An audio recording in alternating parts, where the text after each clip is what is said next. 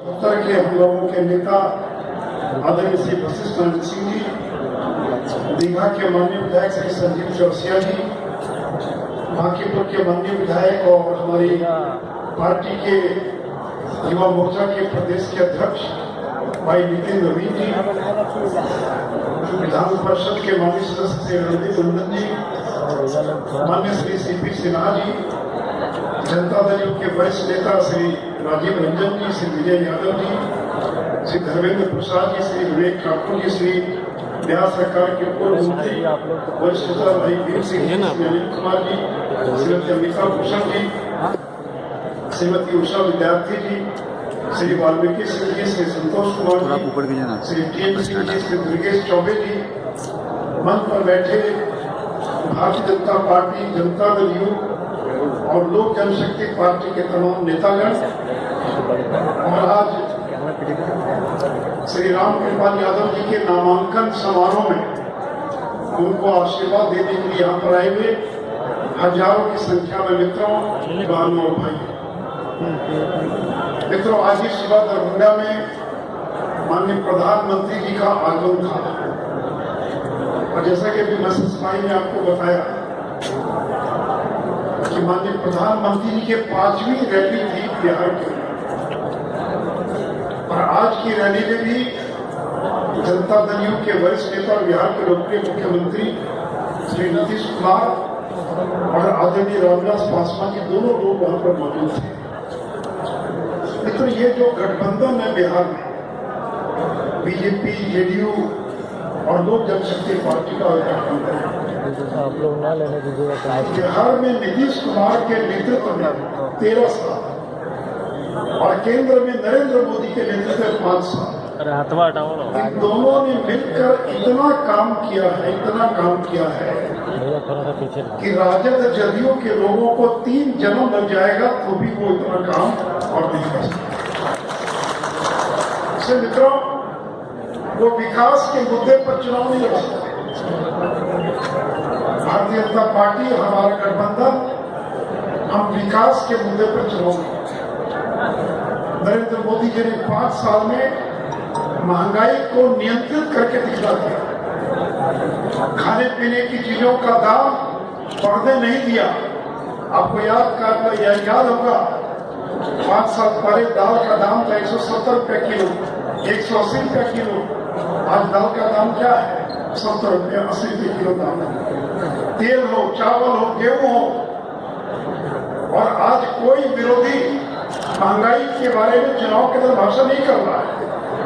ये तो हर चुनाव के अंदर आलू, प्याज, तेल, दाल, ये चुनाव का मुद्दा बनता था।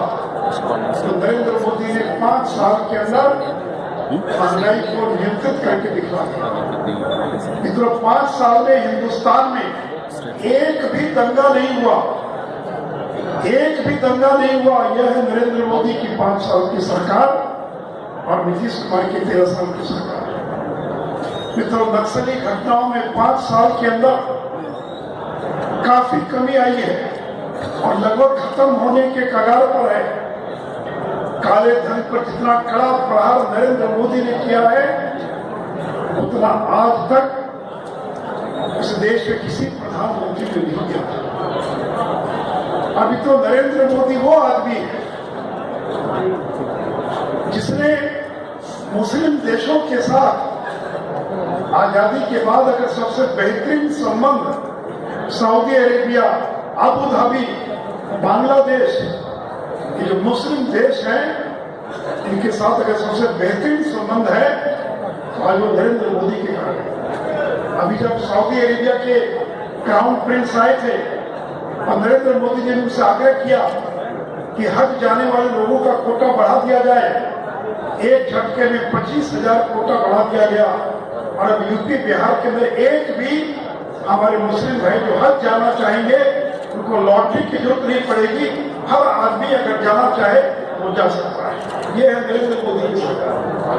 मेरे मित्रों, ये नरेंद्र मोदी है।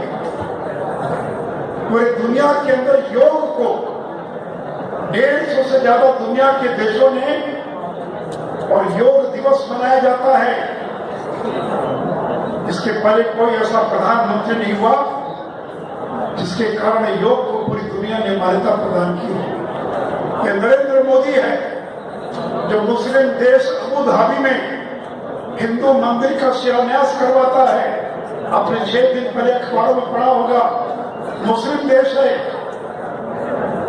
वहां का शेख, वहां के जो राजा हैं, मुस्लिम राजा, वो हिंदू मंदिर के शिलान्यास के अंदर शामिल होते हैं। यह है नरेंद्र मोदी की ताकत। ऐसे मेरे मित्रों, और मैं तो एक बात कहता हूं अपने बिहार के लोगों से कि केवल नीतीश कुमार और नरेंद्र मोदी ने बिजली के क्षेत्र में जो काम किया है, एक चुनाव केवल बिजली के मुद्दे पर हम जीत सकते हैं, केवल बिजली के मुद्दे पर। पटना के लोगों को इसका एहसास नहीं होगा, क्योंकि पटना के अंदर तो 22 घंटा 23 घंटा बिजली पिछले कई वर्षों से है। लेकिन जाकर बिहार के गांव में देखिए, दानापुर के दियर में देखिए, जिन लोगों ने 15 साल बिहार में राज किया, वो दियर के अंदर बिजली नहीं पहुंचा पाए। लेकिन गरीब का बेटा रामकृपाल यादव जिस सरकार में शामिल है, उसके नेता नरेंद्र मोदी और नीतीश कुमार ने बिहार के एक गांव के अंदर बिजली पहुंचाकर दिखाया।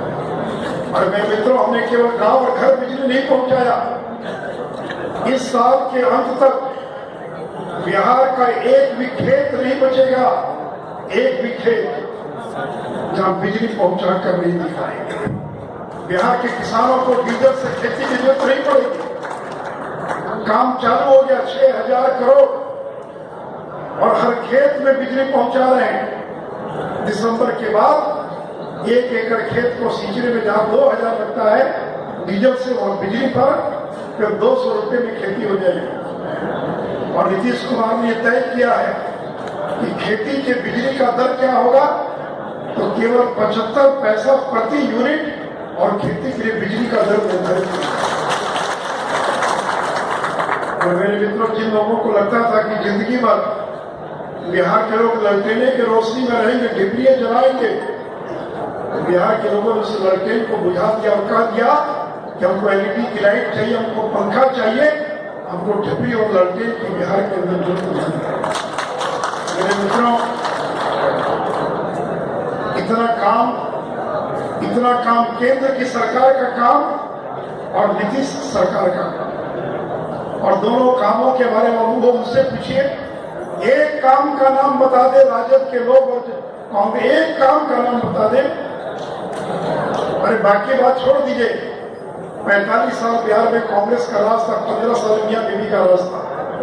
बिहार में गंगा नदी पर केवल 3 पुल बना, महात्मा गांधी सेतु, मोकामा में राजेंद्र सेतु, और भागलपुर में विक्रमशिला सेतु।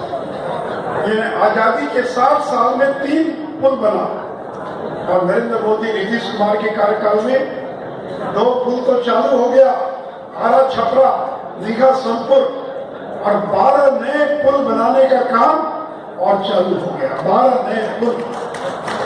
तो मुकाबला करेंगे राजद कांग्रेस के लोग विकास के मुद्दे पर। एक ही भाषण है, रटा रटाया, ये आएंगे तो आरक्षण खत्म कर देंगे, ये आएंगे तो चुनाव नहीं होगा। अरे कोई माई का लाल जो दलितों को, पिछड़ों को बाबा साहब अम्बेडकर और गांधी ने जो आरक्षण दिया था, उसको कोई खत्म कर सकता है?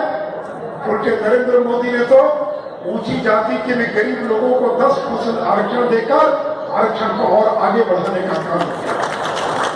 और कांग्रेस के मित्रों से पूछिए, और ये राजद के लोग हैं जिन लोगों ने लोकसभा में और ऊंची जाति के गरीब लोगों के आरक्षण का विरोध किया था।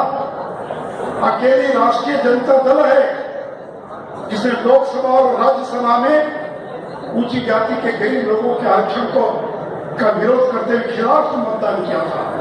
हरवंश बाबू किस मुंह से वोट मांगने जाइएगा? जगता बाबू और शत्रुघ्न सिन्हा जी किस मुंह से वोट मांगने जाइएगा?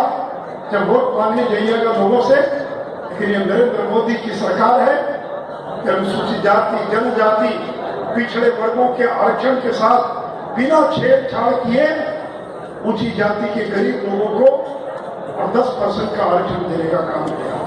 मेरे मित्रों, नरेंद्र मोदी शांति का मसीहा है तो युद्ध का भी मसीहा है। नरेंद्र मोदी अगर दोस्ती का हाथ बढ़ाना जानता है तो पीठ पे छुरा भोंकने वाले को ये आंख निकालना भी जानता है। और यही नरेंद्र मोदी है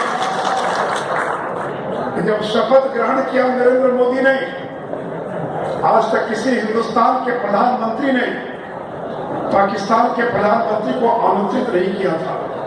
लेकिन जब नरेंद्र मोदी शपथ ले रहे थे तो नवाज शरीफ को उन्होंने बुलाया था। उनके निमंत्रण में, उनके शपथ ग्रहण में पाकिस्तान के प्रधानमंत्री नवाज शरीफ मौजूद थे।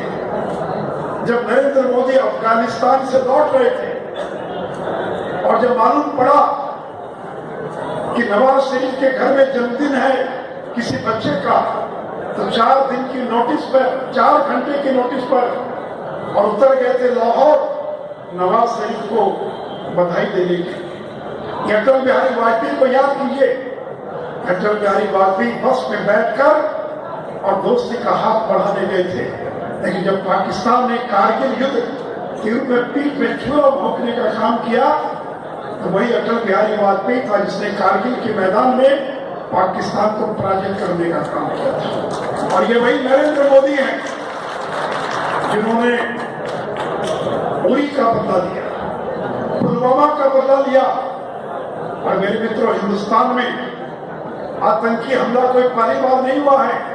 एक बात और बता दें, अगर नरेंद्र मोदी ने महंगाई को नियंत्रित किया, दंगा नहीं होने दिया, तो नरेंद्र मोदी के 5 साल के कार्यकाल में कश्मीर के 2.5 जिलों को छोड़ दीजिए तो हिंदुस्तान में एक भी आतंकी घटना नहीं घटी है, एक भी आतंकी घटना नहीं घटी।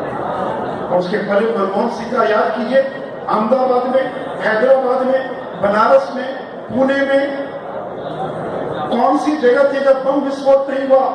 और कोई बता दे कि कश्मीर के 2.5 जिलों को छोड़कर पूरे हिंदुस्तान में 5 साल के अंदर एक भी जगह कहीं बम विस्फोट हुआ, कहीं आतंकी हमला हुआ? और मेरे मित्रों, जब कांग्रेस के जमाने में 2008 में मुंबई में आतंकी हमला हुआ, 166 लोग मारे गए, उस समय मनमोहन सिंह क्या कर रहे थे? पूरी दुनिया में घूम घूम कर रो रहे थे, मार दिया, मार दिया, मार दिया, पाकिस्तान ने मार दिया। और नरेंद्र मोदी जब प्रधानमंत्री बने और हमारे 20 लोग जब उरी में मारे गए, नरेंद्र मोदी ने रोने का काम नहीं किया, बल्कि दुश्मन के घर पर भारत की सेना ने घुसकर आतंकवादियों को मारने का काम किया। यह है नरेंद्र मोदी की सरकार। मेरे मित्रों, बहनों और भाइयों, पुलवामा की घटना के बाद आपको याद होगा अभिनंदन मोबाइल जो मिग विमान था, उसके लड़ाई के दौरान वो गिरफ्तार कर लिया गया था। और पूरे देश के अंदर कांग्रेस के लोग पूछ रहे थे, राजद के लोग, कि कब लौटेगा, कब लौटेगा, अभिनंदन कब लौट कर आएगा? और 48 घंटे के भीतर पाकिस्तान को झुकना पड़ा और बिना किसी शर्त के अभिनंदन को हिंदुस्तान को लौटाना पड़ा था। ये अचानक नहीं हुआ, ये नरेंद्र मोदी की ताकत का परिणाम था।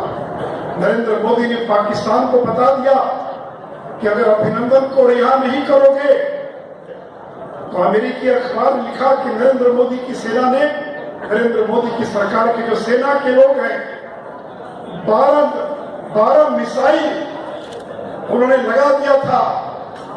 और नरेंद्र मोदी ने कह दिया अगर अभिनंदन नहीं लौट कर आए तो इतनी मार मारेंगे कि जिंदगी भर घूम घूम कर दुनिया को बताते रहोगे कि नरेंद्र मोदी ने मारा, नरेंद्र मोदी ने।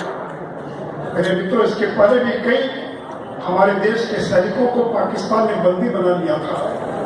1 महीना, 1.5 महीना, 2 महीना लगा था, लेकिन पहली बार केवल 48 घंटे के भीतर पाकिस्तान को झुकना पड़ा और पाकिस्तान को अभिनंदन को रिहा करने के लिए बाध्य होना पड़ा। इसलिए मित्रों, मैंने कहा नरेंद्र मोदी अगर शांति का मसीहा है तो नरेंद्र मोदी युद्ध का भी मसीहा है। ये नया भारत है, ये कांग्रेस के जमाने का भारत नहीं है। ये नया भारत है। जो नया भारत, अगर कोई मुझे आंख दिखाएगा, उसकी आंख निकालने की ताकत जो भारत रखता है, वो नया भारत नरेंद्र मोदी का भारत है। इसलिए मेरे मित्रों, आज जो कांग्रेस के लोग 20 दिन पहले हर भाषण में सबूत मांगते थे कि सबूत कहां है, हमको सबूत दिखाइए कि बालाकोट में हमला हुआ था। 3 चरण के चुनाव के बाद जो प्रचंड लहर चली है पूरे देश के अंदर, अब कांग्रेसी लोग बिल में घुस गए हैं। सबूत मांगना उन्होंने बंद कर दिया है, क्योंकि उनको मालूम कि अगर सबूत ज्यादा मांगेंगे तो हिंदुस्तान की जनता उनका सफाया कर देगी, चुनाव के दिन का सफाया कर देगी। और सब मित्रों, मैंने 2014 का भी चुनाव देखा है, और इस बार के चुनाव में अभी तक 70 से ज्यादा सभाएं मैं देख चुका हूं। और मैं अपने मीडिया के लोगों से कहना चाहूंगा कि 2014 से ज्यादा बड़ी लहर, 2014 से ज्यादा बड़ी आंधी 2019 में चल रही है। 2014 में भी लोगों को दिखाई नहीं पड़ा था। जब नरेंद्र मोदी प्रधानमंत्री बन गए तब मीडिया वाले कहते थे वेव है, वेव है, वेव है, लहर है, लेकिन उसके पहले कभी किसी ने नहीं कहा कि लहर है। और मित्रों, 2014 में नरेंद्र मोदी को देश केवल इस रूप में जानता था कि गुजरात का मुख्यमंत्री है। 12 साल तक उस व्यक्ति ने एक अच्छी सरकार चलाई है। इससे ज्यादा वो नहीं जानते थे नरेंद्र मोदी के बारे में। लेकिन गुजरात का मुख्यमंत्री अगर आज प्रधानमंत्री बन गया तो बेहतर काम कर पाएगा। लेकिन 2019 में लोगों ने नरेंद्र मोदी को प्रधानमंत्री के रूप में देखा है, उनको काम करते हुए देखा है। 18 घंटा काम करने वाला आदमी, 5 साल में 1 दिन छुट्टी जिस आदमी ने नहीं लिया, और दोनों नवरात्र केवल पानी पीकर रहने वाला आदमी, गरीब का बेटा, आजादी के बाद पहली बार देश के प्रधानमंत्री के पद पर और पिछड़े समाज के गरीब का बेटा प्रधानमंत्री बना है। इसे मेरे मित्रों, में आज आपसे यही कहने के लिए आया हूं, उम्मीदवार रविशंकर प्रसाद नहीं है, उम्मीदवार रामकृपाल यादव नहीं है। बिहार के 40 के 40 सीटों पर एक ही उम्मीदवार है, जिसका नाम है नरेंद्र मोदी, नरेंद्र मोदी, नरेंद्र मोदी। रामकृपाल के बारे में कुछ बोलने की जरूरत थी, मुझसे ज्यादा आप जानते हैं। और से मित्रों, नरेंद्र मोदी को प्रधानमंत्री बनाइए। अगर किसी ने अच्छा काम किया, उसको दोबारा मौका मिलना चाहिए। मैं उनके प्रतिद्वंदियों के बारे में ज्यादा नहीं बोलना चाहूंगा। जो रामकृपाल के जो प्रतिद्वंदी हैं, उन पर तो मैंने पूरी किताब लिख दिया है। आप कहिए तो किताब में बंटवा दूंगा वहां के क्षेत्र में। उनके प्रतिद्वंदी ने केवल 15-20 साल में अरबों खरबों की संपत्ति कैसे कमा लिया है, उसका दस्तावेज के साथ मैंने एक-एक प्रमाण दिया है। मैं उसके विस्तार में नहीं जाऊंगा मेरे मित्रों, मालूम। इसलिए मेरे मित्रों, आप नरेंद्र मोदी को सीधे वोट नहीं दे सकते, लेकिन आप रामकृपाल के कमर के बगल वाली बटन दबा दीजिएगा तो वोट अपने आप नरेंद्र मोदी की झोली में चला जाएगा। इसलिए आइए मेरे मित्रों, यहाँ पर जनता दल के नेता बैठे हैं, लोक जनशक्ति पार्टी के नेता बैठे, और आज रामकृपाल यादव के साथ पिछले बार केवल नरेंद्र मोदी और रामविलास पासवान थे। इस बार बिहार का सबसे बड़ा चेहरा आज नीतीश कुमार भी रामकृपाल यादव के साथ है। और जब नरेंद्र मोदी, नीतीश कुमार और रामविलास पासवान एक साथ आ जाए तो कोई माई का लाल रामकृपाल या किसी को और चुनाव के अंदर पराजित नहीं कर सकता है। मेरे मित्रों, आप तो ठंडे एयर कंडीशन में बैठे से तालियां कम बज रही है। गांव देहात के अंदर तो कड़कड़ाती धूप के अंदर गरीब लोग बिना किसी छावनी के बैठकर एक-एक लाइन पर जिस तरह से ताली बजाते हैं, वह भूतपूर्व है मित्रों। इसे मैंने कहा कि नरेंद्र मोदी की आंधी चल रही है बिहार के अंदर। और जब 2014 में हम 31 लोकसभा की सीट जीते थे, आज नीतीश कुमार भी हमारे साथ है, तो आप सोच कि हम कितनी सीट जीतेंगे। इसलिए मेरे मित्रों, आइए, कमल के बगल वाली बटन दबाइए श्री रामपाल यादव को जिताइए और श्री नरेंद्र मोदी को फिर से एक बार और देश का प्रधानमंत्री बनाइए।